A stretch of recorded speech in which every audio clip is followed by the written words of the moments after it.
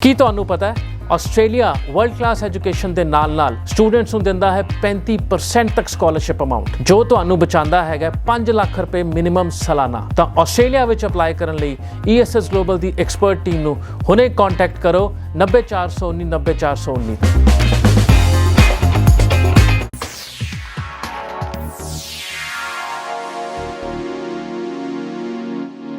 ਸੋ +2 ਦਾ ਜਿਹੜਾ ਰਿਜ਼ਲਟ ਆ ਚੁੱਕਿਆ ਹੈ ਤੇ ਸਟੂਡੈਂਟਸ ਜਿਹੜੇ ਕੈਨੇਡਾ ਜਾਣਾ ਚਾਹੁੰਦੇ ਨੇ ਉਹਨਾਂ ਨੂੰ ਕਿਹੜੇ ਰਾਈਟ ਪ੍ਰੋਸੈਸ ਦੇ ਨਾਲ ਅੱਗੇ ਵਧਣਾ ਚਾਹੀਦਾ ਹੈ ਤਾਂ ਕਿ ਰਾਈਟ ਵੇ ਤੇ ਚੱਲਦੇ ਹੋਏ ਤੁਸੀਂ ਵੀਜ਼ਾ ਆਪਣਾ ਹਾਸਲ ਕਰ ਸਕੋ। ਕੁਝ ਗੱਲਾਂ UK ਨੂੰ ਲੈ ਕੇ ਵੀ ਤੁਹਾਡੇ ਨਾਲ ਸਾਂਝੀਆਂ ਕਰਨ ਜਾ ਰਹੇ ਹਾਂ, ਬਹੁਤ ਹੀ ਖਾਸ ਗੱਲਾਂ ਹੈ ਤੇ ਤੁਸੀਂ ਬਹੁਤ ਧਿਆਨ ਨਾਲ ਸੁਣਨੀਆਂ ਤੇ ਵੇਖਣੀਆਂ। ਸਤਿ ਸ਼੍ਰੀ ਅਕਾਲ ਜੀ, ਮੈਂ ਹਾਂ ਹਰਜੋਤ ਕੌਰ ਤੇ ਤੁਸੀਂ ਵੇਖ ਰਹੇ ਹੋ ਤੁਹਾਡਾ ਆਪਣਾ ਮਨਪਸੰਦ ਇਮੀਗ੍ਰੇਸ਼ਨ ਸ਼ੋਅ ਉਡਾਰੀ ਵਿਦੇਸ਼ਾਂ ਨੂੰ। ਤੇ ਅੱਜ ਕੈਨੇਡਾ ਅਤੇ UK ਨੂੰ ਲੈ ਕੇ ਖਾਸ ਜਾਣਕਾਰੀ ਤੁਹਾਡੇ ਨਾਲ ਸਾਂਝੀ ਕਰਨ ਜਾ ਰਹੇ ਨੇ ESS ਗਲੋਬਲ ਤੋਂ visa expert mister Rohit Sethi ਜੀ ਸਾਡੇ ਨਾਲ ਨੇ। ਬਹੁਤ ਬਹੁਤ ਸਵਾਗਤ ਹੈ ਸਰ, ਸਤਿ ਸ਼੍ਰੀ ਅਕਾਲ। ਥੈਂਕ ਯੂ ਵੈਰੀ ਮਚ ਜੀ। ਸਾਡੇ ਨਾਲ ਜੁੜੇ ਸਾਰੇ ਦਰਸ਼ਕਾਂ ਨੂੰ ਮੇਰੇ ਵੱਲੋਂ ਤੇ ESS ਦੀ ਪੂਰੀ ਟੀਮ ਵੱਲੋਂ ਪਿਆਰ ਭਰਿਆ ਸਤਿ ਸ਼੍ਰੀ ਅਕਾਲ ਜੀ। ਸੋ ਗੱਲ ਦੀ ਸ਼ੁਰੂਆਤ ਆਪਾਂ ਕੈਨੇਡਾ ਤੋਂ ਹੀ ਕਰਨ ਜਾ ਰਹੇ ਹਾਂ। ਤਾਂ ਆਪਾਂ ਜਦੋਂ ਹੁਣ ਕਮਿੰਗ ਇਨਟੇਕਸ ਦੀ ਗੱਲ ਕਰਦੇ ਹਾਂ, ਨੈਕਸਟ ਇਨਟੇਕ ਦੀ ਗੱਲ ਕਰ ਰਹੇ ਹਾਂ, ਵੀਜ਼ਾਸ ਨੂੰ ਕਿਸ ਤਰੀਕੇ ਨਾਲ ਦੇਖਿਆ ਜਾ ਸਕਦਾ ਹੈ? ਪਹਿਲਾਂ ਤਾਂ ਪ੍ਰੋਸੈਸ ਦੇ ਵੀ ਪੁਆਇੰਟ ਆਫ ਵਿਊ ਤੋਂ ਕਿੰਨਾ ਟਾਈਮ ਲੱਗ ਰਿਹਾ ਹੈ, ਸਮੂਥ ਪ੍ਰੋਸੈਸ ਹੈ ਜਾਂ ਪੈਂਡਿੰਗ ਚੱਲ ਰਿਹਾ ਹੈ? ਦੇਖੋ ਵੀਜ਼ਾ ਤਾਂ ਇਸ ਟਾਈਮ ਟੱਚਵੁੱਡ ਕਹਿੰਦੇ ਨਾ ਕੈਨੇਡਾ ਦਾ ਪੂਰੀ ਸਪੀਡ ਤੇ ਆਂਦਾ ਪਿਆ।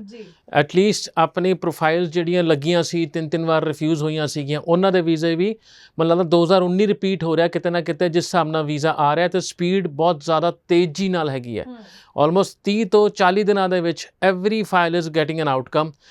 ਤੇ ਇਸ ਟਾਈਮ ਜੇ ਆਪਾਂ ਕਾਲਜਿਸ ਦੀ ਗੱਲ ਕਰੀਏ ਹਰੇਕ ਕਾਲਜ 90-95% ਸਕਸੈਸ ਰੇਟ ਆਪਣਾ ਇੰਜੋਏ ਕਰਦਾ ਪਿਆ ਵਿਦ ਦਾ ਜਿਹੜੇ ਲੌਜਮੈਂਟ ਹੋ ਰਹੀਆਂ ਫਾਈਲਾਂ। ਜਿਹੜੇ ਪਿਛਲੇ ਕਾਫੀ ਦੇਰ ਤੋਂ ਸਟਰਕ ਸੀ ਫਾਈਲਾਂ ਉਹ ਵੀ ਪਿਛਲੇ 1.5 ਮਹੀਨਿਆਂ ਦੇ ਵਿੱਚ ਨਿਕਲਣੀਆਂ ਸ਼ੁਰੂ ਹੋ ਗਈਆਂ ਫਟਾਫਟ। ਆਈ ਥਿੰਕ ਸਟ੍ਰਾਈਕ ਕਿਤੇ ਨਾ ਕਿਤੇ ਵਧੀਆ ਰਹੀ। ਜੇ ਸਟ੍ਰਾਈਕ ਖਤਮ ਹੋਈ ਹੈ ਤਾਂ ਵਾਪਸ ਉਹ ਡਬਲ ਸਪੀਡ ਤੋਂ ਵਾਪਸ ਆ ਕੇ ਕੰਮ ਹੋਣਾ ਸ਼ੁਰੂ ਹੋ ਗਿਆ ਹਰੇਕ ਉਸ ਸਟੂਡੈਂਟ ਫਾਈਲ ਤੇ ਜੋ ਸੈਪਟੈਂਬਰ ਇਨਟੇਕ ਦੇ ਵੀਜ਼ੇ, ਮਈ ਇਨਟੇਕ ਦੇ ਵੀਜ਼ੇ, they are coming like anything. ਜੀ ਬਿਲਕੁਲ। ਸੋ ਦੇਖੋ ਹੁਣ ਚਾਹੇ ਅਸੀਂ ਜਿਵੇਂ ਗੱਲ ਫਰੈਸ਼ ਸਟੂਡੈਂਟਸ ਦੀ ਕਰ ਰਹੇ ਹਾਂ, ਸੋ ਕਈਆਂ ਨੇ PT ਕਰਨੀ ਹੁੰਦੀ ਹੈ, ਕਈਆਂ ਨੇ IELTS ਕਲੀਅਰ ਕਰਨਾ ਹੁੰਦਾ ਹੈ ਜਾਂ ਪਹਿਲਾਂ ਤੋਂ ਕਿਸੇ ਨੇ PT ਕੀਤੀ ਹੋਈ ਹੈ। ਸਵਾਲ ਇੱਕ ਵੱਡਾ ਰਹਿੰਦਾ ਹੈ ਕੀ PT ਦੇ ਨਾਲ ਅਪਲਾਈ ਕਰਨਾ ਚਾਹੀਦਾ ਹੈ? ਕੀ PT ਨਾਲ ਅਸੀਂ ਅਪਲਾਈ ਕਰਾਂਗੇ ਤੇ ਸਾਡੇ ਸਟੱਡੀ ਵੀਜ਼ਾ ਦੇ ਚਾਂਸਿਸ ਹੈ ਜਾਂ ਨਹੀਂ ਸਾਨੂੰ PT ਦੇ ਨਾਲ ਅਪਲਾਈ ਕਰਨਾ ਚਾਹੀਦਾ? ਦੇਖੋ ਮੇਰਾ ਸਟੈਟਿਸਟਿਕਸ ਇਹ ਕਹਿੰਦਾ ਬੇਸਿਕਲੀ ਅਸੀਂ PT ਨੂੰ ਬੜਾ ਕਲੋਜ਼ਲੀ ਵਾਚ ਕੀਤਾ ਪਿਛਲੇ 2 ਇਨਟੇਕਸ ਲਈ ਜਿਹਦੇ ਵਿੱਚ ਉਹਦਾ ਸਕਸੈਸ ਰੇਟ 10% ਤੋਂ ਉੱਤੇ ਨਹੀਂ ਹੈਗਾ। That what we have figured out. ਪਰ ਉਹਦੇ ਨਾਲ ਇੱਕ ਹੋਰ ਚੀਜ਼ ਜਿਹੜੀ ਦੇਖਣ ਨੂੰ ਮਿਲੀ ਹੈ, ਇਹ ਸਟੂਡੈਂਟ ਜਿਹੜਾ PT ਵਾਲਾ ਹੈ ਉਹ ਕਿਤੇ ਨਾ ਕਿਤੇ ਡਿਪਲੋਮਾ ਸੈਕਟਰ 'ਚ ਹੀ ਜਾਂਦਾ ਹੈਗਾ ਔਨ ਕਮਿਊਨਿਟੀ ਕਾਲਜਿਸ ਹੋ ਗਏ ਜਾਂ ਦੂਸਰੇ ਕਾਲਜਿਸ ਦੇ ਵਿੱਚ ਹੋ ਕੇ। ਜੇ ਅਸੀਂ ਇਸ ਇਨਟੇਕ ਦੇ ਵਿੱਚ ਉਹਨੂੰ ਥੋੜ੍ਹਾ ਜਿਹਾ ਡਿਫਰੈਂਟ ਡਾਇਰੈਕਸ਼ਨ ਦੇਣ ਦੀ ਕੋਸ਼ਿਸ਼ ਕੀਤੀ ਹੈ, PT ਦੇ ਕੇਸਿਸ ਯੂਨੀਵਰਸਿਟੀ ਵਿੱਚ ਪਾਏ। ਇੱਥੇ ਡਿਗਰੀਜ਼ ਹੁੰਦੀਆਂ ਨੇ ਜਾਂ PG ਡਿਪਲੋਮਾਸ ਹੁੰਦੀਆਂ ਨੇ ਜਾਂ ਮਾਸਟਰਸ ਡਿਗਰੀ ਹੁੰਦੇ ਨੇ, ਉੱਥੇ ਸਕਸੈਸ ਰੇਟ PT ਦਾ ਕਿਤੇ ਨਾ ਕਿਤੇ 50% ਤੱਕ ਆ ਕੇ ਈਵਨ ਹੋ ਗਿਆ। And that lead to us to a conclusion. High commission ਇਹਨੂੰ ਚੰਗੀ ਤਰ੍ਹਾਂ ਦੇਖਦਾ ਹੋਏਗਾ ਸ਼ਾਇਦ ਦੈਟ ਤੁਸੀਂ ਇੱਕ ਡਿਗਰੀ ਕਰਨ ਜਾ ਰਹੇ ਹੋ, ਉੱਥੇ ਇੰਗਲਿਸ਼ ਦਾ ਕੋਈ ਵੀ ਚੈਪਟਰ ਤੁਸੀਂ ਟੋਫਲ ਕੀਤਾ ਹੈ, PT ਕੀਤਾ ਹੈ ਔਰ ਵਿਦਆਊਟ ਆਇਲਸ ਵੀ ਜਿਵੇਂ ਕਈ ਯੂਨੀਵਰਸਿਟੀਜ਼ ਲੈਂਦੀਆਂ ਨੇ MOI ਦੇ ਬੇਸ ਤੇ, top universities I am talking, ਉਹਨਾਂ ਲਈ ਇੰਗਲਿਸ਼ ਦਾ ਫਰਕ ਨਹੀਂ ਪੈਂਦਾ। Whereas if you are going to a community college ਜਿੱਥੇ ਮੈਜੋਰਿਟੀ ਆਫ ਐਪਲੀਕੇਸ਼ਨ ਜਾ ਰਿਹਾ ਹੈ, ਉੱਥੇ ਕਿਤੇ ਨਾ ਕਿਤੇ PT ਦਾ ਸਕਸੈਸ ਰੇਟ 10% ਤੋਂ ਉੱਤੇ ਨਹੀਂ ਹੈਗਾ। ਤਾਂ if you R one of those students ਜਿਹੜੇ PT ਕਰਕੇ ਜਾਂ ਬੈਚਲਰ ਕੀਤੀ ਹੋਈ ਹੈ ਐਂਡ PT ਕੀਤਾ ਹੋਇਆ ਤਾਂ apply for universities and you will feel the difference ਔਰ ਅ ਚੇਂਜ ਆਪਣੇ ਵੀਜ਼ਾ ਐਪਲੀਕੇਸ਼ਨ ਦੇ ਸਕਸੈਸ ਦੇ ਵਿੱਚ। ਤੇ ਇਸ ਟਾਈਮ ਕੈਨੇਡਾ ਉਸ ਦੌਰ ਤੇ ਹੈ ਆਈ ਬਿਲੀਵ ਜਿਹੜੀ ਪ੍ਰੋਫਾਈਲ ਆ ਰਹੀ ਹੈ ਉਹਦੇ ਐਡਵਾਂਟੇਜਸ ਮੈਰਿਟ ਦੇਖ ਕੇ ਸਿੱਧਾ ਉਹਨੂੰ ਵੀਜ਼ਾ ਦੇ ਰਹੀ ਹੈ। ਚਾਹੇ ਉਹ ਤੁਹਾਡੀ ਪ੍ਰੋਫਾਈਲ 3 ਵਾਰ ਰਿਫਿਊਜ਼ ਕਿਉਂ ਨਹੀਂ ਹੈ, you are getting the visas at this point of time.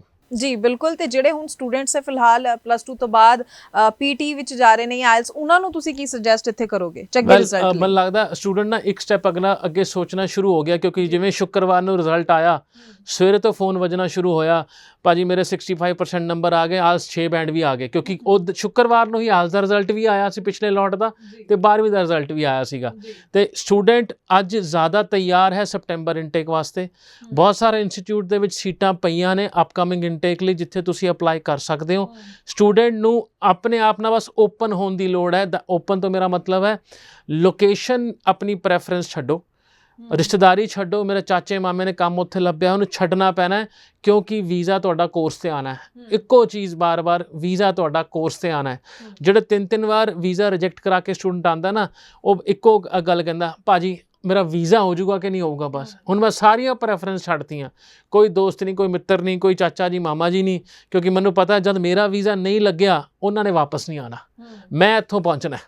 ਤੇ ਉਹਦੇ ਵਾਸਤੇ ਪਹਿਲਾ ਸਟੈਪ ਤਾਂ ਹੈ ਮੈਨੂੰ ਵੀਜ਼ਾ ਤੋਂ ਬਾਅਦ ਉੱਥੇ ਜਾ ਕੇ ਮੈਂ ਦੇਖਾਂਗਾ 6 ਮਹੀਨੇ ਜਾਂ ਸਾਲ ਬਾਅਦ ਮੈਂ ਉੱਧਰ ਸ਼ਿਫਟ ਵੀ ਕਰਨਾ ਹੈ, ਜਾਂ ਜਿਵੇਂ ਅੱਜ ਦੀ ਡੇਟ 'ਚ ਦੁਨੀਆ ਦੂਜੇ ਪ੍ਰੋਵਿੰਸਿਸ ਜਾ ਕੇ PR ਹੁੰਦੀਆਂ ਪਈਆਂ ਨੇ, ਜਾਂ ਉਹੀ ਪ੍ਰੋਵਿੰਸ ਨੂੰ ਲੈ ਕੇ ਅੱਗੇ ਜਾਵਾਂ।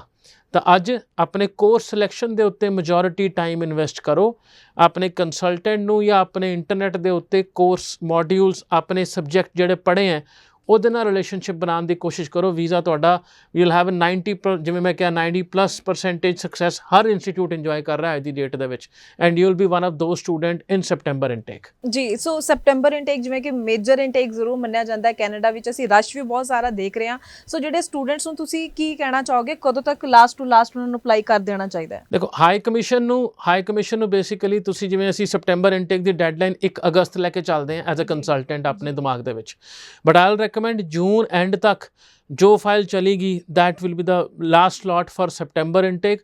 ਹਾਂ, ਉਸ ਤੋਂ ਬਾਅਦ ਜਿਹੜੇ ਬੱਚੇ ਜਾਣ ਉਹ ਆਪਣਾ ਡੈਫਰ ਵਾਲਾ ਇਨਟੇਕ ਜ਼ਰੂਰ ਚੈੱਕ ਕਰ ਲੈਣ ਵੀ ਜੇ ਸੈਪਟੈਂਬਰ ਤੋਂ ਡੈਫਰ ਹੁੰਦੇ ਨੇ ਜਾਂ ਕਿਸੇ ਕਾਰਨ ਵੀਜ਼ਾ ਨਹੀਂ ਆ ਪਾਉਂਦਾ ਤੇ ਉਹਨਾਂ ਦਾ ਬੈਕਅਪ ਜਨਵਰੀ ਵਿੱਚ ਅਵੇਲੇਬਲ ਹੈ ਜਾਂ ਅਗਲੇ ਸੈਪਟੈਂਬਰ ਤੇ ਜਾ ਕੇ ਡਿੱਗਣਗੇ। ਤਾਂ ਇਹ ਕੈਲਕੂਲੇਸ਼ਨ ਬੱਚਾ ਅੱਜ ਹੀ ਲਾਵੇ ਜਿਹੜੇ ਯੂਨੀਵਰਸਿਟੀ ਜਾਂ ਕਾਲਜ ਜਾਂ ਕੋਰਸ 'ਚ ਅਪਲਾਈ ਕਰਦਾ ਪਿਆ, ਇਹਨਾਂ ਦਾ ਤੁਹਾਡਾ ਫਾਲ ਬੈਕ ਆਪਸ਼ਨ ਕੀ ਹੈਗਾ। ਸੈਪਟੈਂਬਰ ਤੋਂ ਬਾਅਦ ਇਸ ਜਨਵਰੀ ਅਵੇਲੇਬਲ ਔਰ ਮਈ ਅਵੇਲੇਬਲ, ਜਾਂ ਸੈਪਟੈਂਬਰ ਟੂ ਸੈਪਟੈਂਬਰ ਹੀ ਆਹੀ ਕੋਰਸ ਅਵੇਲੇਬਲ ਹੈ। ਉਹਨਾਂ ਬੱਚਿਆਂ ਦਾ ਸਪੈਸ਼ਲੀ ਜਿੰਨੀ ਛੇਤੀ ਹੋ ਸਕੇ ਕੰਮ ਸ਼ੁਰੂ ਕਰਨਾ ਚਾਹੀਦਾ, ਕਿਉਂਕਿ ਇੱਕ ਵਿੰਡੋ 8-10% ਰਿਜੈਕਸ਼ਨ ਵਾਲੀ ਹਮੇਸ਼ਾ ਦਿਮਾਗ 'ਚ ਹੋਣੀ ਚਾਹੀਦੀ ਹੈ। ਵਾਟ ਇਫ ਮੇਰਾ ਵੀਜ਼ਾ ਨਹੀਂ ਆਇਆ, ਮੈਂ ਦੁਬਾਰਾ ਰੀਫਾਈਲ ਕਰਨ ਲਈ ਮੇਰੇ ਕੋਲ ਆਰਸ ਦੀ ਵੈਲੀਡੇਸ਼ਨ ਰਹੇਗੀ, ਮੇਰੇ ਕੋਲ ਟਾਈਮ ਰਹੇਗਾ to get a visa outcome from the university. ਨਹੀਂ ਤਾਂ ਫਿਰ ਉਹ ਡੈਫਰਮੈਂਟ ਵਾਲੀ ਕਹਾਣੀਆਂ ਸ਼ੁਰੂ ਹੋ ਜਾਂਦੀਆਂ, ਫਿਰ 6-8 ਮਹੀਨੇ ਵੇਟ ਕਰਦੇ ਰਹੋਗੇ, ਫਿਰ ਕਿਤੇ ਵੀਜ਼ਾ ਰਿਜੈਕਸ਼ਨ ਹੋਇਆ ਤੁਹਾਡਾ ਆਰਸ ਦਾ ਵੈਲੀਡੇਸ਼ਨ ਖਤਮ ਹੁੰਦਾ ਜਾਏਗਾ। ਬਿਲਕੁਲ। ਸੋ ਤੁਹਾਡੇ ਸਾਰੇ ਸਵਾਲਾਂ ਦੀ ਹੀ ਕਲੈਰਿਟੀ ਦੇਣ ਲਈ ਅਸੀਂ ਇਹ ਸ਼ੋਅ ਦੇ ਜ਼ਰੀਏ ਤੁਹਾਡੇ ਤੱਕ ਰਾਈਟ ਇਨਫੋਰਮੇਸ਼ਨ ਪਹੁੰਚਾਉਣ ਦੀ ਕੋਸ਼ਿਸ਼ ਵੀ ਕਰਦੇ ਹਾਂ, ਪਰ ਫਿਰ ਵੀ ਤੁਹਾਡਾ ਆਪਣਾ ਕੋਈ ਡਾਊਟ ਹੈ ਜ਼ਰੂਰ ਜਿਹੜਾ ਨੰਬਰ ਡਿਸਪਲੇ ਹੈ ESS ਗਲੋਬਲ ਦੀ ਟੀਮ ਦੇ ਨਾਲ ਕੰਟੈਕਟ ਕਰ ਸਕਦੇ ਹੋ। ਇਸ ਨੰਬਰ ਤੇ ਤੁਸੀਂ ਕਾਲ ਕਰਕੇ ਅੱਗੋਂ ਆਪਾਂ ਗੱਲ ਕਰੀਏ ਤਾਂ ਸਟੂਡੈਂਟ ਦਾ ਸਵਾਲ ਪ੍ਰੋਵਿੰਸ ਨੂੰ ਲੈ ਕੇ ਵੀ ਬਹੁਤ ਖਾਸ ਬਣਿਆ ਰਹਿੰਦਾ ਹੈ ਕਿ ਜੇਕਰ ਅਸੀਂ ਕਿਸੇ ਖਾਸ ਪ੍ਰੋਵਿੰਸ ਵਿੱਚ ਅਪਲਾਈ ਕਰਦੇ ਹਾਂ ਤਾਂ ਸਾਡੇ ਵੀਜ਼ਾ ਚਾਂਸਿਸ ਬਣ ਜਾਂਦੇ ਨੇ, ਕਿਉਂਕਿ ਕੁਝ ਸਟੂਡੈਂਟਸ ਕਹਿੰਦੇ ਕਿ ਵੀ ਅਸੀਂ ਕੀ ਅਲਬਰਟਾ ਅਪਲਾਈ ਕਰੀਏ ਜਾਂ ਟੋਰਾਂਟੋ। ਸੋ ਇੱਥੇ ਇਹ ਚੀਜ਼ਾਂ ਦਾ ਕੰਪੈਰੀਜ਼ਨ ਕਰਕੇ ਮੈਂ ਜ਼ਰੂਰ ਚਾਹੂੰਗੀ ਕਿ ਤੁਸੀਂ ਸਮਝਾਓ ਕੀ ਚਾਂਸਿਸ ਵੱਧਦੇ ਨੇ ਕਿ ਕੋਈ ਸਟੂਡੈਂਟ ਅਲਬਰਟਾ ਅਪਲਾਈ ਕਰ ਰਿਹਾ ਉਸਦੇ ਚਾਂਸਿਸ ਜ਼ਿਆਦਾ ਹੈ, ਟੋਰਾਂਟੋ ਅਪਲਾਈ ਕਰ ਰਿਹਾ ਤੇ ਉਸਦੇ ਚਾਂਸਿਸ ਘੱਟ ਹੈ। ਦੇਖੋ ਮਾਈ ਕੈਲਕੂਲੇਸ਼ਨ ਸੇਜ਼ ਯੈਸ, ਹਾਂਜੀ ਇਹਦਾ ਫਰਕ ਹੁੰਦਾ ਹੈ, ਬਟ ਉਹ ਕਿਵੇਂ ਹੁੰਦਾ ਹੈ? 90% ਜਿਹੜੇ ਬੱਚੇ ਅਲਬਰਟਾ, ਸਸਕੈਚੁਆਨ, ਮੈਨੀਟੋਬਾ ਅਪਲਾਈ ਕਰਦੇ ਹੈ ਉਹ ਜਗ੍ਹਾ ਨੂੰ ਦੇਖ ਕੇ ਕਰਦੇ ਹੈ ਵੀ ਮੇਰੀ PR ਛੇਤੀ ਹੋਏਗੀ, ਕੋਰਸ ਨੂੰ ਇਗਨੋਰ ਕੀਤਾ ਜਾਂਦਾ ਹੈ। ਜੇ ਤੁਸੀਂ ਆਪਣੇ ਕੋਰਸ ਸਿਲੈਕਸ਼ਨ ਨੂੰ ਲੈ ਕੇ ਵੀ ਉੱਥੇ ਚਲੇ ਜਾਓਗੇ ਉਸ ਪਾਰਟਿਕੂਲਰ ਪ੍ਰੋਵਿੰਸ ਦੇ ਵਿੱਚ, you will see higher visa success rate than Vancouver and Ontario. ਬੜਾ ਸਿੰਪਲ ਜਿਹਾ ਤੁਹਾਨੂੰ ਲੌਜੀਕਲ ਇਸ 'ਚ ਆਨਸਰ ਦਿੰਦਾ। ਜਦ ਆਪਾਂ PR ਦੀ ਐਪਲੀਕੇਸ਼ਨ ਲਾਉਂਦੇ ਹਾਂ, ਬਹੁਤ ਸਾਰੇ ਸਟੇਟਸ ਔਰ ਪ੍ਰੋਵਿੰਸਿਸ ਕਹਿੰਦੇ ਆ ਤੁਹਾਡੇ ਕੋਲ LMIA ਹੋਣੀ ਚਾਹੀਦੀ ਹੈ, ਸਰਵਿਸ ਕੈਨੇਡਾ ਤੋਂ ਅਪਰੂਵ ਕਾਗਜ਼ ਹੋਣਾ ਚਾਹੀਦਾ। ਬਟ ਕੁਝ ਪ੍ਰੋਵਿੰਸਿਸ ਜਿਵੇਂ ਅਲਬਰਟਾ ਵਰਗੀਆਂ ਹੋ ਗਈਆਂ, ਇਹ ਕਹਿੰਦੀਆਂ ਤੁਹਾਡੇ ਕੋਲ ਜੌਬ ਆਫਰ ਹੀ ਹੋਵੇ, ਅਸੀਂ ਉਸੇ ਦੇ ਬੇਸ 'ਤੇ ਤੁਹਾਡੀ ਐਪਲੀਕੇਸ਼ਨ ਨੂੰ ਓਕੇ ਕਰ ਦਾਂਗੇ ਨੈਕਸਟ ਸਟੇਜ ਵਾਸਤੇ। ਉਹਨੂੰ ਕੋਈ LMIA ਅਸੈਸਮੈਂਟ ਦੀ ਲੋੜ ਨਹੀਂ, ਉਹਨੂੰ ਸਿਰਫ ਜੌਬ ਆਫਰ ਹੀ ਚਾਹੀਦਾ। ਦੈਟ ਮੀਨ ਉੱਥੇ ਉਹ ਆਕੂਪੇਸ਼ਨ ਦੇ ਜੌਬ ਅਵੇਲੇਬਲ ਹੋਣਗੇ, ਤਾਂ ਹੀ ਸਿਰਫ ਉਹ ਜੌਬ ਆਫਰ ਦੇ ਉੱਤੇ ਵਿਚਲਾ ਸਾਰਾ ਪ੍ਰੋਸੈਸ ਉਹਨਾਂ ਨੇ ਖਤਮ ਕਰਤਾ ਐਂਡ ਜੌਬ ਆਫਰ ਦੇ ਬੇਸ ਦੇ ਉੱਤੇ ਤੁਹਾਡੀ PR, ਤੁਹਾਡਾ ਵਰਕ ਪਰਮਿਟ ਲੱਗਣਾ ਸ਼ੁਰੂ ਹੋ ਜਾਂਦਾ।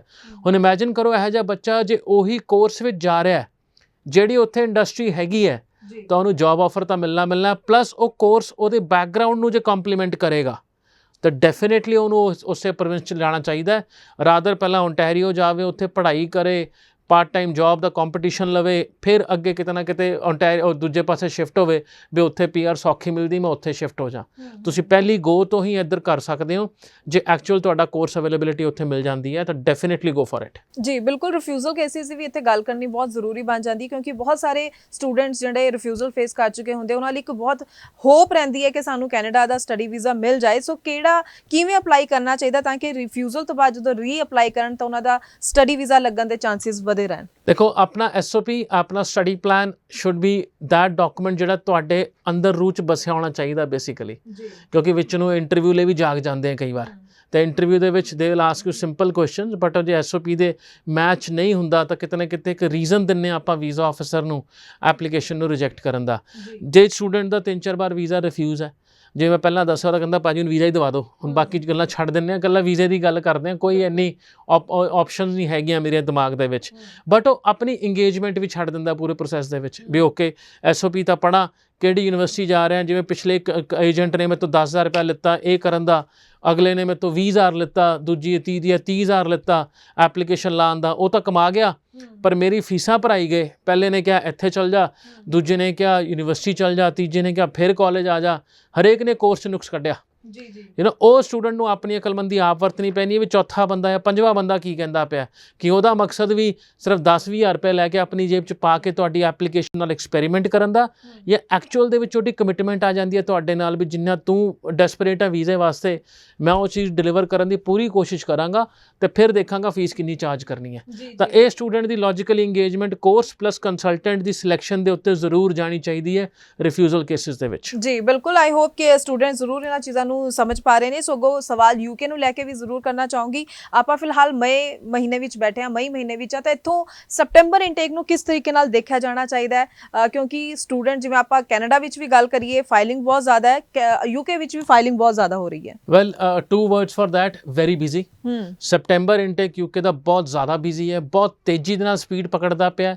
ਉਹਦੇ ਕੁਝ ਕਾਰਨ ਨੇ, ਬਹੁਤ ਸਾਰੇ ਇੰਸਟੀਚਿਊਟ ਨੇ ਉੱਥੇ PT ਹੋਮ ਐਡੀਸ਼ਨ ਨੂੰ ਮਾਨਤਾ ਦੇ ਦਿੱਤੀ ਹੈਗੀ ਹੈ ਦੈਟ ਤੁਸੀਂ ਹੋਮ ਐਡੀਸ਼ਨ ਨਾਲ ਵੀ ਆਪਣਾ ਅਪਲਾਈ ਕਰ ਸਕਦੇ ਹੋ।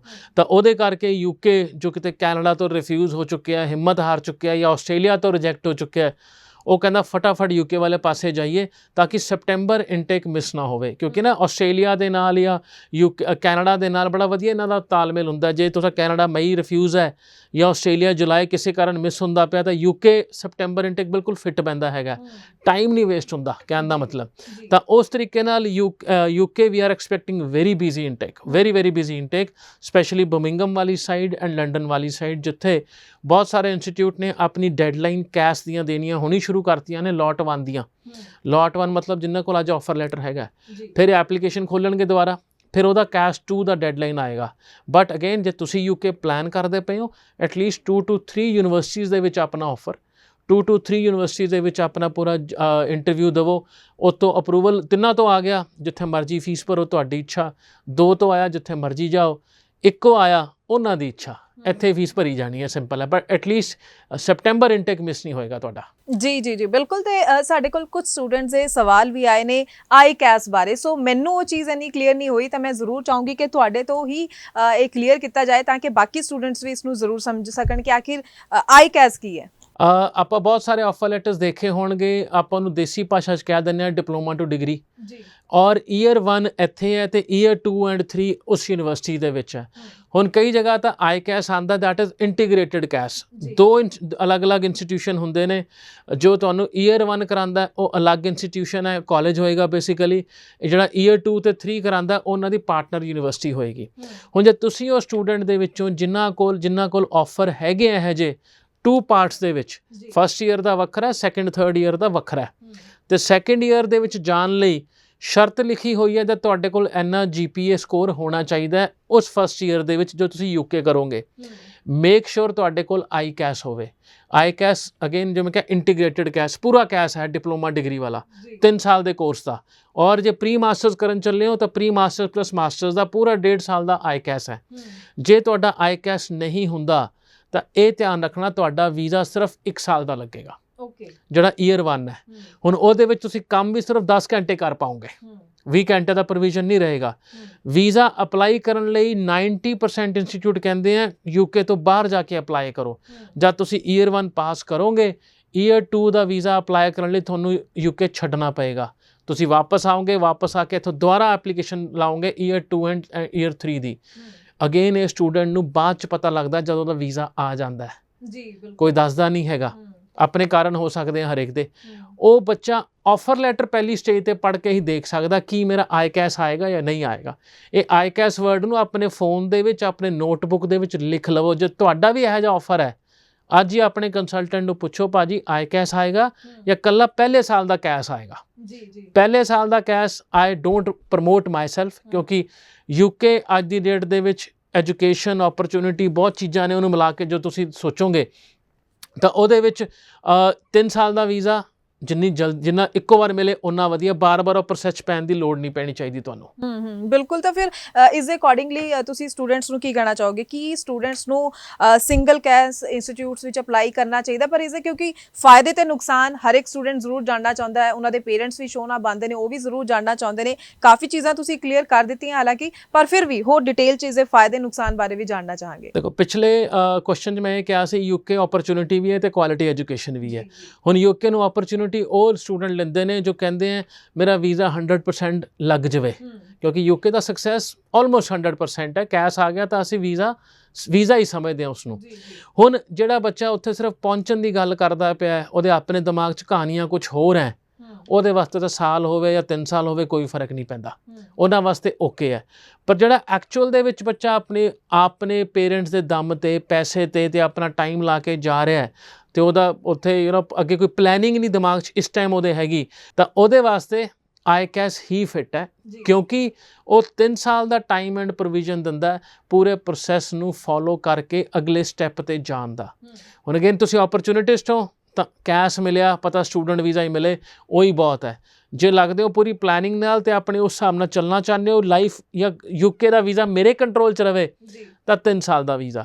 ਅੱਛਾ, ਇਹਨਾਂ ਦਾ ਮੋਟਾ ਫਰਕ ਕੀ ਹੁੰਦਾ? ਜਦ ਤੁਹਾਡਾ ਪਰਸੈਂਟੇਜ ਘੱਟ ਹੁੰਦਾ, ਥੋੜਾ ਜਿਵੇਂ ਮੰਨ ਲਓ ਮੇਨ ਯੂਨੀਵਰਸਿਟੀ ਕਹਿੰਦੀ ਹੈ ਜੀ 65% ਨੰਬਰ ਚਾਹੀਦੇ, ਪਰ ਤੁਹਾਡੇ 55% ਹੈ, ਉਦੋਂ ਇਹੋ ਜਿਹੇ ਕਿੰਨੇ ਕੁ ਇੰਸਟੀਚਿਊਟ ਯੂਕੇ ਦੇ ਵਿੱਚ ਹੈਗੇ ਹੈ ਜਿਹੜੇ ਤੁਹਾਨੂੰ ਕਹਿੰਦੇ ਆ ਈਅਰ 1 ਇੱਥੇ ਕਰੋ, ਕਿਉਂਕਿ ਉਹਦਾ ਰਿਕੁਆਇਰਮੈਂਟ 55% ਹੈ, ਤੇ ਈਅਰ 2 ਤੇ 3 ਤੁਸੀਂ ਦੂਜੇ ਪਾਸੇ ਕਰੋ। ਉੱਥੇ ਜਾਣ ਲਈ ਵੀ ਤੁਹਾਡਾ 5.5 ਬੈਂਡ ਨਾਟ ਲੈਸ ਦੈਨ 5.5 ਨਾਲ ਤੁਹਾਡਾ ਈਅਰ 1 'ਚ ਐਡਮਿਸ਼ਨ ਹੋ ਜਾਂਦਾ ਹੈ। ਪੂਰਾ ਆਫਰ ਲੈਣ ਲਈ 6 5.5 ਹੀ ਚਾਹੀਦੇ ਨੇ।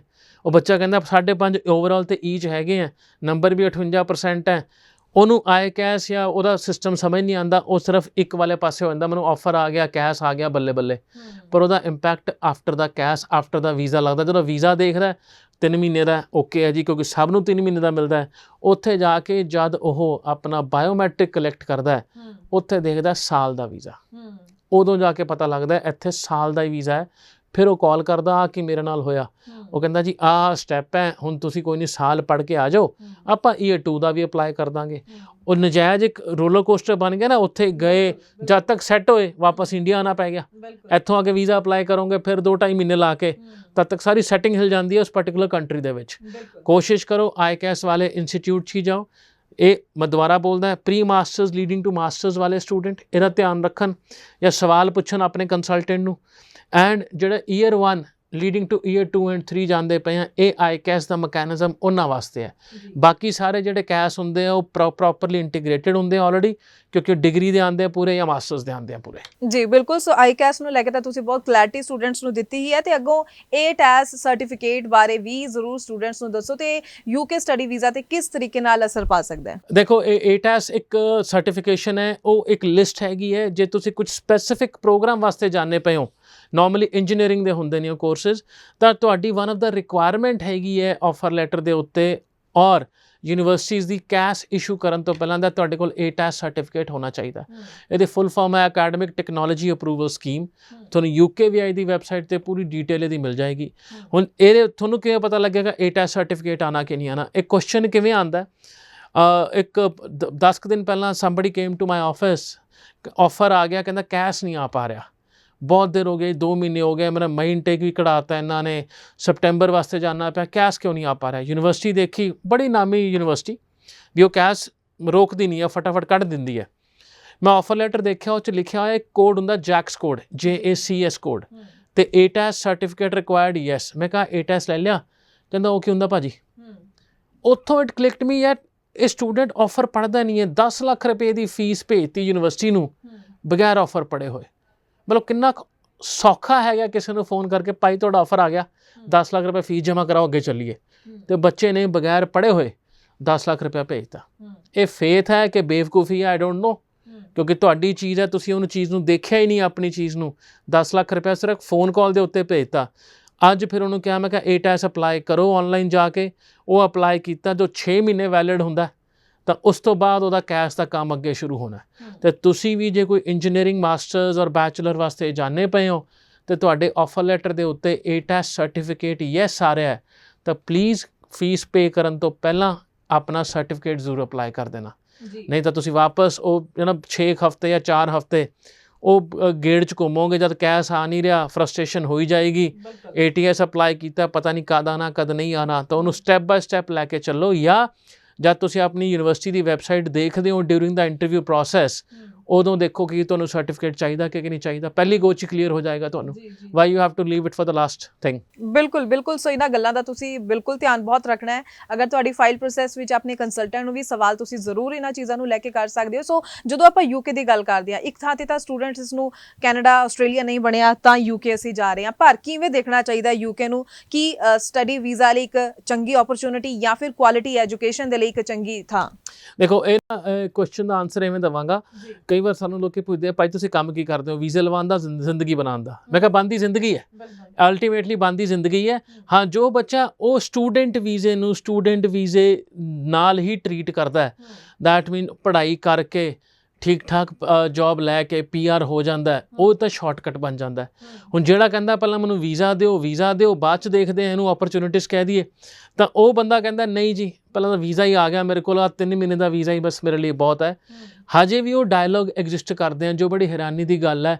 ਇੱਕ ਵਾਰ ਧਰਤੀ ਤੇ ਪੈਰ ਪਵਾ ਦਿਓ ਮੈਂ ਨਹੀਂ ਮੁੜਦਾ। ਮਤਲਬ ਅੱਜ ਤੁਹਾਨੂੰ ਇਹੋ ਜਿਹੇ ਦੇਸ਼ ਹੈਗੇ ਨੇ ਜੋ 3-3 6-6 ਸਾਲ ਦੇ ਵੀਜ਼ੇ ਦਿੰਦੇ ਪਏ ਨੇ, ਤੇ ਹਜੇ ਵੀ ਉਹੀ ਸੋਚ ਹੈ ਇੱਕ ਵਾਰ ਧਰਤੀ ਤੇ ਪੈਰ ਪਵਾ ਦਿਓ। ਉਹ ਕਹਿੰਦੇ ਆ ਕਈ ਵਾਰ ਪੈਰ ਪਾਓ, ਆਪਣੇ ਘਰੇ ਜਾਓ, ਛੁੱਟੀ ਮਨਾ ਕੇ ਆਓ, ਦੀਵਾਲੀ ਮਨਾਉਣ ਇੰਡੀਆ ਆਓ, ਵਾਪਸ UK ਆਓ। ਪਰ ਆ ਜਿਹੜੀ ਏਜੰਟਸ ਹੈ ਨਾ ਸਟੂਡੈਂਟਸ ਦੀ, ਕਹਿੰਦੀ ਨਹੀਂ ਇੱਕ ਵਾਰ ਧਰਤੀ ਤੇ ਪੈਰ ਬਸ। ਤੇ ਉਹਨਾਂ ਲਈ ਓਪਰਚੁਨਿਟੀ ਹੈ ਜਿਹੜੇ ਕਹਿੰਦੇ ਬਸ ਆ ਵੀਜ਼ਾ ਖੁੱਲ੍ਹਿਆ ਹੋਇਆ ਤੇ ਲਵਾ ਲਈ ਜਿੱਥੇ ਲੱਗਦਾ ਹੈਗਾ। ਬਟ ਅਗੇਨ ਇਹ ਟਾਈਮ ਚੇਂਜ ਹੋਏਗਾ, ਅੱਜ ਨਹੀਂ ਹੋਏਗਾ ਤਾਂ ਅਗਲੇ ਸਾਲ ਹੋਏਗਾ ਜਦ ਫਿਲਟਰੇਸ਼ਨ ਸ਼ੁਰੂ ਹੋ ਜਾਏਗੀ, ਕਿਉਂਕਿ ਇੰਡੀਆ ਦੇ ਵਿੱਚ ਪਾਪੂਲੇਸ਼ਨ ਦੀ ਕਮੀ ਨਹੀਂ, ਯੂਨੀਵਰਸਿਟੀਆਂ ਨੂੰ ਸਟੂਡੈਂਟ ਦਾ ਕੋਈ ਘਾਟ ਨਹੀਂ ਹੈ। ਉਹ 2 ਮਹੀਨੇ ਇੱਕ ਇਨਟੇਕ ਪੰਜਾਬ ਹਰਿਆਣਾ ਕਿਹੜੇ ਏਰੀਆ ਨੂੰ ਬੰਦ ਕਰਕੇ ਚਲਾ ਸਕਦੇ ਹਾਂ ਆਪਣੀ ਯੂਨੀਵਰਸਿਟੀਆਂ। ਆਪਾਂ ਤਨਖਾਹਾਂ ਨਹੀਂ ਦਿੰਦੇ ਉਹਨਾਂ ਦੇ ਪੂਰੇ ਸਾਲਾਂ ਦੀਆਂ, ਹਾਂ ਇੱਕ ਇਨਟੇਕ ਦਾ ਉਹਨਾਂ ਦਾ ਰੈਵਨਿਊ ਜ਼ਰੂਰ ਵਧਾਉਂਦੇ ਹੋਵਾਂਗੇ, ਤਾਂ ਉਹ ਚੱਲ ਜਾਣਗੀਆਂ ਯੂਨੀਵਰਸਿਟੀਆਂ। ਆਪਾਂ ਨੂੰ ਚੇਂਜ ਕਰਨਾ ਪਏਗਾ ਆਪਣਾ ਪਰਸਪੈਕਟਿਵ, ਬਾਹਰ ਜਾ ਕੇ ਪੜ੍ਹਨ ਦਾ, ਚਾਹੇ ਉਹ ਫਿਰ UK ਜਾਂ ਕੈਨੇਡਾ। ਜੀ ਬਿਲਕੁਲ। ਸੋ ਸਟੂਡੈਂਟਸ ਨੂੰ ਜ਼ਰੂਰ ਇਹਨਾਂ ਚੀਜ਼ਾਂ ਨੂੰ ਸਮਝਣਾ ਚਾਹੀਦਾ ਹੈ, ਕਿਉਂਕਿ ਤੁਸੀਂ ਵਾਕਈ ਜੋ ਸਰ ਨੇ ਗੱਲ ਕਹੀ ਹੈ ਕਿ ਸਟੂਡੈਂਟਸ ਹੁੰਦਾ ਸਿਰਫ ਇੱਕ ਵਾਰੀ ਵੀਜ਼ਾ ਲੱਗ ਜਾਏ ਤੇ ਅਸੀਂ ਉੱਥੇ ਪਹੁੰਚ ਜਾਈਏ। ਸੋ ਇਸ ਤਰ੍ਹਾਂ ਨਹੀਂ ਹੋਣਾ ਚਾਹੀਦਾ। ਇੱਕ ਚੰਗਾ ਕੰਸਲਟੈਂਟ ਤੁਹਾਨੂੰ ਗਾਈਡ ਕਰੇਗਾ ਕਿ ਫਿਊਚਰ ਦੇ ਪੁਆਇੰਟ ਆਫ ਵਿਊ ਤੋਂ ਤੁਸੀਂ ਕਿਵੇਂ ਸਹੀ ਰਾਹ ਤੇ ਤੁਰਨਾ। ਸੋ ਬਹੁਤ ਸਾਰੀ ਚੀਜ਼ਾਂ ਸੁਣਨ ਦੇ ਵਿੱਚ ਆਉਂਦੀ ਹੈ, ਪਾਰਟ ਟਾਈਮ ਜੌਬਸ ਨੂੰ ਲੈ ਕੇ ਕੁਝ ਇਸ਼ੂਜ਼ UK ਵਿੱਚ ਸੁਣੇ ਜਾਂਦੇ ਨੇ। ਇਸ ਨੂੰ ਵੀ ਜ਼ਰੂਰ ਸਮਝਣਾ ਚਾਹਾਂਗੇ ਕਿਸ ਤਰ੍ਹਾਂ ਦੇ ਇਹ ਪ੍ਰੋਬਲਮਸ ਆ ਰਹੀਆਂ ਨੇ, ਕੀ ਇਸ਼ੂਜ਼ ਨੇ, ਔਰ ਆਉਣ ਵਾਲੇ ਟਾਈਮ 'ਚ ਇਸਦਾ ਕੀ ਅਸਰ ਪੈ ਸਕਦਾ ਹੈ। ਦੇਖੋ ਪਾਰਟ ਟਾਈਮ ਜੌਬਸ ਬੇਸਿਕਲੀ ਜਿਵੇਂ ਨਾਮ ਹੀ ਕਹਿੰਦੇ ਪਾਰਟ ਟਾਈਮ ਜੌਬ ਇਹ ਕੁਝ ਘੰਟਿਆਂ ਦੀ ਹੁੰਦੀ ਹੈ ਹਰ ਹਫਤੇ ਜਾਂ ਹਰ ਦਿਨ ਦੇ ਵਿੱਚ, ਤੇ ਉਹਦਾ ਸਭ ਤੋਂ ਜ਼ਿਆਦਾ ਫੀਡਰ ਜਿਹੜਾ ਹੁੰਦਾ ਨਾ ਪਾਰਟ ਟਾਈਮ ਜੌਬ ਦਾ, ਸਟੂਡੈਂਟ ਹੁੰਦਾ। ਸਟੂਡੈਂਟ ਹੀ ਪਾਰਟ ਟਾਈਮ ਜੌਬ ਵਾਲੇ ਪਾਸੇ ਜਾਂਦਾ, ਕਿਉਂਕਿ ਜਿਹੜਾ ਪੱਕਾ ਵਸਨੀਕ ਹੈ ਉਹਨੂੰ ਤਾਂ ਫੁੱਲ ਟਾਈਮ ਅਵੇਲੇਬਿਲਿਟੀ ਹੈਗੀ। ਤੇ ਹੈਰਾਨੀ ਦੀ ਗੱਲ ਇਹ ਹੈ UK 'ਚ ਅੱਜ ਦੀ ਡੇਟ ਦੇ ਵਿੱਚ ਫੁੱਲ ਟਾਈਮ ਜੌਬਸ ਬਹੁਤ ਨੇ, ਬਹੁਤ ਜ਼ਿਆਦਾ ਨੇ।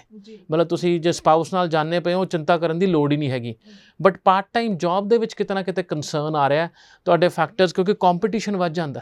ਇੱਕ ਜੌਬ ਵਾਸਤੇ ਸ਼ਾਇਦ 10-10 12-12 ਐਪਲੀਕੇਸ਼ਨਾਂ ਨੇ, ਤਾਂ ਤੁਸੀਂ ਜਿਹੜੇ ਵੀ ਏਰੀਆ 'ਚ ਜਾਣੇ ਪਏ ਹੋ, ਚਾਹੇ ਉਹ ਲੰਡਨ ਹੈ, ਕੈਂਬਰਿਜ ਹੈ, ਬਰਮਿੰਘਮ ਹੈ, ਮੈਨਚੈਸਟਰ ਹੈ, ਔਰ any area that you are getting into, ਮੇਰੀ ਸਟਰੋਂਗ ਸਜੈਸ਼ਨ ਰਹੇਗੀ ਥੋੜਾ ਸਾ R&D ਕਰਕੇ ਜਾਓ। YouTube ਦੇ ਉੱਤੇ ਨਾ Facebook ਦੇ ਉੱਤੇ ਉੱਥੇ ਲੋਕਲ ਕਮਿਊਨਿਟੀ ਜੁਆਇਨ ਕਰੋ ਐਂਡ ਉੱਥੇ ਜੌਬਸ ਦੇਖੋ, ਕਾਰੋਬਾਰ ਦੇਖੋ। ਦੁਕਾਨਾਂ ਹੀ ਆ ਫਿਸ਼ ਐਂਡ ਚਿਪਸ ਦੀਆਂ ਜ਼ਿਆਦਾ, ਜਾਂ ਹੋਰ ਕਾਰੋਬਾਰ ਵੀ ਹੈਗੇ ਆ। ਆਪਣੀ ਪਲੈਨਿੰਗ ਇੱਥੋਂ ਹੀ ਕਰਕੇ ਜਾ ਸਕਦੇ ਹੋ। That will make your journey more planned and successful. ਜੀ ਬਿਲਕੁਲ। ਤੇ ਲਾਸਟ ਵੀਕ ਛੋਟਾ ਜਿਹਾ ਸਵਾਲ ਜ਼ਰੂਰ ਕਰਨਾ ਚਾਹੂੰਗੀ ਕਿ ਕਈ ਵਾਰੀ ਜਿਹੜੀ ਡਿਜੀਟਲ ਪਲੇਟਫਾਰਮ 'ਤੇ ਕੁਝ ਇਨਫੋਰਮੇਸ਼ਨ ਹੁੰਦੀਆਂ ਨੇ, ਉਸ ਦੇ ਨਾਲ ਵੀ ਕੀ ਵੀਜ਼ਾ ਡਿਸੀਜ਼ਨਸ ਦੇ ਉੱਪਰ ਕੁਝ ਫਰਕ ਪੈਂਦਾ ਹੈ? ਵੈਲ ਮੇਰੀ ਰਾਏ ਹੈਗੀ ਹੈ ਜੀ ਯੈਸ, ਕਿਉਂਕਿ ਬਹੁਤ ਸਾਰਾ ਸਟੂਡੈਂਟ ਕੀ ਕਰਦਾ ਹੈ ਅੱਜ Facebook ਤੇ ਐਕਸ਼ਨ ਪਹਿਲਾਂ ਹੁੰਦਾ ਜ਼ਿੰਦਗੀ 'ਚ, ਉਹ ਐਕਸ਼ਨ ਬਾਅਦ 'ਚ ਹੁੰਦਾ। मैं Facebook पे पोस्ट देखी आज ज़िंदगी के नए गोल सेट किए हमने, हम ये करेंगे, एक्शन नहीं लेता पर गोल सेट Facebook ਤੇ ਪਾਤਾ। ਹੁਣ ਆਹ ਜਿਹੜੇ ਡਿਜੀਟਲ ਪ੍ਰੋਪਰਟੀਜ਼ ਹੁੰਦੀਆਂ ਨੇ ਇਹਦਾ ਐਕਸੈਸ ਹਰੇਕ ਇਨਸਾਨ ਕੋਲ ਹੈ, ਮੇਰੇ ਕੋਲ ਹੋਏਗਾ। ਤੁਹਾਡਾ ਨਾਮ ਪਤਾ ਲੱਗੇ ਮੈਂ ਤੁਹਾਨੂੰ ਸਰਚ ਕਰ ਸਕਦਾ ਐਕਸੈਕਟਰਾ ਐਕਸੈਕਟਰਾ। ਹੁਣ ਜੇ ਤੁਸੀਂ ਆਪਣਾ ਐਕਸਪੀਰੀਅੰਸ ਦਿਖਾਇਆ ਹੈਗਾ, CV ਦਿੱਤਾ ਹੈਗਾ, ਜੇ ਉਹ ਚੀਜ਼ ਤੁਹਾਡੀ ਅਪਡੇਟ ਨਹੀਂ ਹੈਗੀ ਡਿਜੀਟਲ ਪਲੇਟਫਾਰਮ ਦੇ ਉੱਤੇ ਜੋ ਪਬਲਿਕ ਹੈ, ਤਾਂ ਉਹ ਕਿਤੇ ਨਾ ਕਿਤੇ ਤੁਹਾਡੀ ਐਪਲੀਕੇਸ਼ਨ 'ਚ ਪ੍ਰੋਬਲਮ ਕ੍ਰੀਏਟ ਕਰੇਗਾ। ਕਿਉਂਕਿ ਡਿਜੀਟਲ ਪਲੇਟਫਾਰਮ ਚਾਹੇ ਉਹ ਲਿੰਕਡਇਨ ਹੈ, Facebook ਹੈ, ਜਾਂ ਹੋਰ ਕਈ ਵੀ ਡਿਜੀਟਲ ਡਿਫਰੈਂਟ ਪਲੇਟਫਾਰਮ ਬੰਦਾ ਯੂਜ਼ ਕਰਦਾ ਹੈ, ਤੁਹਾਡੀ ਇਨਫੋਰਮੇਸ਼ਨ ਡਿਸਕ੍ਰਿਪੈਂਸੀ ਤੁਹਾਡੇ ਡਾਕੂਮੈਂਟੇਸ਼ਨ ਨਾਲ ਆ ਗਈ ਤਾਂ ਇੱਕ ਸ਼ੱਕ ਪੈਦਾ ਕਰਦਾ ਹੈਗਾ ਜਿੱਥੋਂ ਇੰਟਰਵਿਊ ਦਾ ਸੋਰਸ ਸ਼ੁਰੂ ਹੁੰਦਾ। ਤਾਂ ਤੁਹਾਡੀ ਜ਼ਿੰਦਗੀ ਇਕੱਲੀ ਕਾਗਜ਼ਾਂ ਦੀ ਨਹੀਂ ਹੈਗੀ, ਉਹ ਫੇਸਬੁੱਕ ਜਿੱਥੇ ਆਪਾਂ ਰੀਲਾਂ ਦੇਖਣ ਜਾਂਦੇ ਆ ਉਹਦੇ ਤੇ ਵੀ ਤੁਹਾਡੀ ਇਨਫੋਰਮੇਸ਼ਨ ਪਈ ਹੈ, ਉਹਨੂੰ ਵੀ ਨਾਲ ਦੀ ਨਾਲ ਅਪਡੇਟ ਕਰੋ ਜਿਵੇਂ CV ਅਪਡੇਟ ਕਰਦੇ ਹੋ।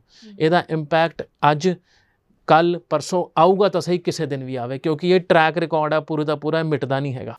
ਬਿਲਕੁਲ ਉਹੀ ਗੱਲ ਹੈ ਕਿ ਜਿਨ੍ਹਾਂ ਚੀਜ਼ਾਂ ਨੂੰ ਅਸੀਂ ਸਿਰਫ ਐਂਟਰਟੇਨਮੈਂਟ ਦੇ ਤੌਰ ਤੇ ਯੂਜ਼ ਕਰਦੇ ਹਾਂ ਉਸ ਨੂੰ ਤੁਸੀਂ ਆਪਣੇ ਫਿਊਚਰ ਨੂੰ ਵਧੀਆ ਬਣਾਉਣ ਲਈ ਵੀ ਯੂਜ਼ ਕਰ ਸਕਦੇ ਹੋ। ਸੋ ਟੈਕਨੋਲੋਜੀ ਦਾ ਵਧੀਆ ਢੰਗ ਨਾਲ ਵੀ ਫਾਇਦਾ ਜ਼ਰੂਰ ਲੈਣਾ ਚਾਹੀਦਾ ਹੈ। ਸੋ ਉਮੀਦ ਕਰਦੇ ਹਾਂ ਅੱਜ ਦੇ ਸ਼ੋਅ ਵਿੱਚ ਜਿਹੜੀਆਂ ਖਾਸ ਗੱਲਾਂ ਕੀਤੀਆਂ ਸਭ ਦਾ ਤੁਸੀਂ ਵੱਧ ਤੋਂ ਵੱਧ ਫਾਇਦਾ ਜ਼ਰੂਰ ਲਓਗੇ। ਕੋਈ ਡਾਊਟ ਹੈ ਮਨ ਵਿੱਚ, ਕੋਈ ਵੀ ਸਵਾਲ ਹੈ ਤੁਹਾਡੇ ਮਨ ਦੇ ਵਿੱਚ, ਤਾਂ ਜਿਹੜਾ ਨੰਬਰ ਡਿਸਪਲੇ ਹੈ ESS ਗਲੋਬਲ ਦਾ, ਇਸ ਦੇ ਉੱਪਰ ਕਾਲ ਕਰੋ ਤੇ ਟਾਈਮਲੀ ਸਹੀ ਸਲਾਹ ਦੇ ਨਾਲ ਅੱਗੇ ਵਧੋ ਤੁਸੀਂ। ਤੇ ਬਹੁਤ ਬਹੁਤ ਥੈਂਕਸ ਸਰ ਕਿ ਤੁਸੀਂ ਅੱਜ ਕੈਨੇਡਾ ਔਰ UK ਬਾਰੇ ਬਹੁਤ ਹੀ ਖਾਸ ਗੱਲਾਂ ਸਟੂਡੈਂਟਸ ਨਾਲ ਸਾਂਝੀਆਂ ਕੀਤੀਆਂ। ਤੇ ਇਸ ਦੇ ਨਾਲ ਹੀ ਮੈਨੂੰ ਯਾਨੀ ਕਿ ਹਰਜੋਤ ਕੌਰ ਨੂੰ ਵੀ ਦਿਓ ਜੀ ਇਜਾਜ਼ਤ। ਧੰਨਵਾਦ। Hello guys, my name is Navjot Kaur and I recently completed my senior secondary from Ropar.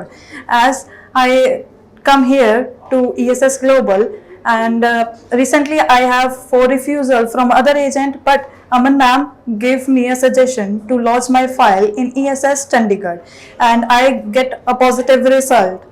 And after that I also recommend each and every student to come here and give your and lodge your file here and take a positive result. Thank you. ਮੇਰਾ ਨਾਮ ਤਾਰੀ ਸ਼ਰਮਾ ਆ ਤੇ ਮੈਂ ਜਲੰਧਰ ਤੋਂ belong ਕਰਦਾ ਤੇ ਮੇਰੀਆਂ 2 ਰਿਫਿਊਜ਼ਲਾਂ ਆ ਗਈਆਂ ਹੈਗੀਆਂ ਕੈਨੇਡਾ ਤੋਂ।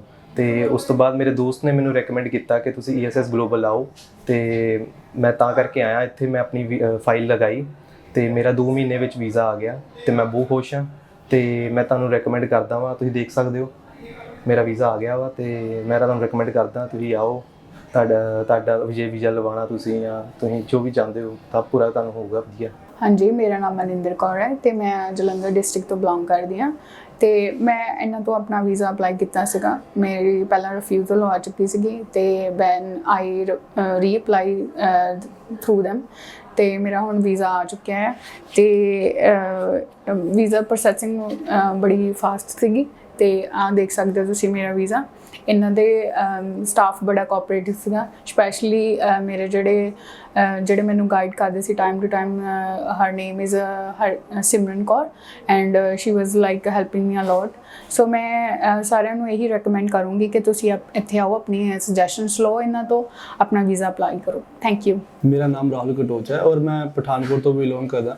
ਫਿਲਹਾਲ ਮੈਨੂੰ ਬਾਹਰ ਜਾਣ ਦਾ ਬਹੁਤਾ ਹੀ ਜ਼ਿਆਦਾ ਚਾਅ ਸੀ ਤੇ ਮੈਨੂੰ ਮੇਰੇ ਇੱਕ ਦੋਸਤ ਨੇ ESS ਗਲੋਬਲ ਬਾਰੇ ਰეკਮੈਂਡ ਕੀਤਾ ਕਿ ਜਿੱਦਾਂ ਕਿ ਉਹਨੇ ਵੀ ਆਪਣਾ ਵੀਜ਼ਾ ਇੱਥੋਂ ਲਿਆ ਸੀ ਤੇ ਮੈਨੂੰ ਵੀ ਉਹਨੇ ਇਹੀ ਕਿਹਾ ਸੀ ਕਿ ਤੂੰ ਵੀ ਇੱਕ ਵਾਰ ਉੱਥੇ ਜਾਈਂ ਤੇ ਆਪਣਾ ਕੇਸ ਕੰਸਲਟ ਕਰੀ ਉਹਦੇ ਨਾਲ। ਤੇ ਮੈਂ ESS ਗਲੋਬਲ ਜਲੰਧਰ ਆਇਆ ਔਰ ਆਪਣਾ ਸਟੱਡੀ ਵੀਜ਼ਾ UK ਲਈ ਅਪਲਾਈ ਕੀਤਾ ਤੇ ਔਰ ਹੁਣ ਜਿੱਦਾਂ ਕਿ ਮੈਂ ਆਪਣਾ ਸਟੱਡੀ ਵੀਜ਼ਾ ਲੈ ਚੁੱਕਿਆ ਜਿਹੜਾ ਕਿ ਤੁਹਾਡੇ ਸਾਰੇ ਸਾਹਮਣੇ ਹੈਗਾ। ਔਰ ਇਹ ਸਟੱਡੀ ਵੀਜ਼ਾ ਮੈਨੂੰ ਵਿਦਿਨ 4 ਡੇਜ਼ ਮਿਲਿਆ ਆਫਟਰ ਮੇਰੇ ਬਾਇਓਮੈਟ੍ਰਿਕਸ। ਸੋ ਮੈਂ ਹੁਣ ਇਹੀ ਆਪਣੇ ਸਾਰੇ ਦੋਸਤਾਂ ਸਟੂਡੈਂਟਸ ਨੂੰ ਰეკਮੈਂਡ ਕਰਦਾ ਕਿ ਉਹ ਸਾਰੇ ESS ਗਲੋਬਲ ਆਉਣ ਔਰ ਆਪਣੇ ਕੇਸ ਲਈ ਇੱਕ ਵਾਰ ਜ਼ਰੂਰ ਇਹਦੇ ਨਾਲ ਕੰਸਲਟ ਕਰਨ, ਕਿਉਂਕਿ ਇਹਦਾ ਸਟਾਫ ਬਹੁਤ ਹੀ ਜ਼ਿਆਦਾ ਐਕਸਪੀਰੀਅੰਸਡ ਔਰ बहुत ही कोऑपरेटिव ने सारे। So thanks. मेरा नाम आंचल राणा है और मैं होशियारपुर की रहने वाली हूँ। मेरे ब्रदर ने भी ESS ग्लोबल से ही अपना वीज़ा लगवाया था और आज मेरा भी स्टूडेंट वीज़ा टू UK आ गया है और यहाँ का स्टाफ बहुत ही अच्छा, कोऑपरेटिव एंड फ्रेंडली है। So I highly recommend you to get your visa from here and I am very happy today. Thank you ESS global. ਸਤਿ ਸ਼੍ਰੀ ਅਕਾਲ ਜੀ, ਮੇਰਾ ਨਾਮ ਮਨਦੀਪ ਕੌਰ ਹੈ। ਮੇਰਾ ਪਿੰਡ ਵਿਲੇਜ ਧਾਮੀਆਂ ਖੁਰਦ, ਡਿਸਟ੍ਰਿਕਟ ਹੁਸ਼ਿਆਰਪੁਰ। ਮੈਨੂੰ ESS ਗਲੋਬਲ ਬਾਰੇ ਮੇਰੇ ਫਰੈਂਡ ਨੇ, ਸਾਹਿਲ ਨੇ ਰეკਮੈਂਡ ਕੀਤਾ ਸੀ, ਜਿਹਦੇ ਕਰਕੇ ਮੈਂ ਸਿੱਧਾ ESS ਦੇ ਵਿੱਚ ਆਈ। ਮੈਂ ਇੱਥੇ ਆਪਣੀ ਫਾਈਲ ਲਾਂਚ ਕੀਤੀ ਸੀ ਔਰ ਹੁਣ ਮੈਂ ਆਪਣਾ ਸਟੂਡੈਂਟ ਵੀਜ਼ਾ UK ਦਾ ਪ੍ਰਾਪਤ ਕਰ ਲਿਆ ਹੈ ਔਰ ਇਹ ਮੇਰਾ ਸਟੂਡੈਂਟ ਵੀਜ਼ਾ ਹੈ ਔਰ ਮੈਂ ਸਾਰਿਆਂ ਨੂੰ ਇਹੀ ਹਾਈਲੀ ਰეკਮੈਂਡ ਕਰੂੰਗੀ ਕਿ ਤੁਸੀਂ ਵੀ ESS ਗਲੋਬਲ ਚਾਹੋ ਔਰ ਬਹੁਤ ਹੀ ਘੱਟ ਸਮੇਂ ਦੇ ਵਿੱਚ, ਜਿੱਦਾਂ ਕਿ ਮੈਂ 4 ਤੋਂ 5 ਦਿਨ ਦੇ ਵਿੱਚ ਆਪਣਾ ਵੀਜ਼ਾ ਪ੍ਰਾਪਤ ਕੀਤਾ ਹੈ, ਤੁਸੀਂ ਵੀ ਆਪਣਾ ਵੀਜ਼ਾ ਪ੍ਰਾਪਤ ਕਰਕੇ ਆਪਣੀ ਝੋਲੀ 'ਚ ਖੁਸ਼ੀਆਂ ਭਰ ਕੇ ਇੱਥੋਂ ਲੈ ਕੇ ਜਾ ਸਕਦੇ ਹੋ। ਪੂਰਾ ਸਟਾਫ ਬਹੁਤ ਕੋਆਪਰੇਟਿਵ ਹੈ। ਇਸ ਤੋਂ ਇਲਾਵਾ ਇੱਥੇ ਜਿਹੜੀ ਇੰਟਰਵਿਊ ਹੈਗੀ, ਚਾਹੇ UK USA ਦੀ ਆ, ਕਿਤੇ ਦੀ ਵੀ ਇੰਟਰਵਿਊ ਬਹੁਤ ਅੱਛੇ ਤਰੀਕੇ ਨਾਲ ਕਰਵਾਈ ਜਾਂਦੀ ਹੈ। ਮੈਡਮ ਸਾਰਾ ਸਟਾਫ ਕੋਆਪਰੇਟਿਵ ਹੈ। ਹਰ ਇੱਕ ਚੀਜ਼ ਲਈ ਆਫਟਰ ਵੀਜ਼ਾ ਔਰ ਬਿਫੋਰ ਵੀਜ਼ਾ ਗਾਈਡੈਂਸ ਪ੍ਰੋਪਰਲੀ ਦਿੱਤੀ ਜਾਂਦੀ ਹੈ। ਸੋ ਮੈਂ ਸਾਰਿਆਂ ਨੂੰ ਕਹੂੰਗੀ ਕਿ ਤੁਸੀਂ ਇੱਕ ਵਾਰ ਇੱਥੇ ਜ਼ਰੂਰ ਵਿਜ਼ਿਟ ਕਰੋ। ਧੰਨਵਾਦ। ਮੇਰਾ ਨਾਮ ਗੁਰਦਾਵਰ ਸਿੰਘ ਆ, ਮੈਂ ਤਲਵੰਡੀ ਬੂਟਿਆਂ ਤੋਂ ਬਿਲੋਂਗ ਕਰਦਾ। ਮੈਂ ਪਹਿਲਾਂ ਆਪਣੀ ਲੜਕੀ ਦਾ ਵੀਜ਼ਾ ਲਵਾਇਆ ਸੀ, ਉਸ ਤੋਂ ਬਾਅਦ ਮੈਂ ਆਪਣਾ ਮਲਟੀਪਲ ਵੀਜ਼ਾ ਅਪਲਾਈ ਕੀਤਾ ਜੋ ਕਿ 10 ਸਾਲ ਦਾ ਲੱਗ ਕੇ ਆ ਗਿਆ। ਮੇਰਾ ਤਾਂ ਮੇਰੀ ਵਾਈਫ ਦਾ। ESS ਗਲੋਬਲ ਵਾਲਿਆਂ ਨੇ ਬਹੁਤ ਵਧੀਆ ਇਹਨਾਂ ਦੀਆਂ ਸੇਵਾਵਾਂ, ਇਹਨਾਂ ਨੂੰ ਮਿਲੋ ਆ ਕੇ, ਜੋ ਕਿ ਹੁਣੇ ਹੀ ਮੇਰਾ ਵੀਜ਼ਾ ਲੱਗ ਕੇ ਆਇਆ ਹੈ।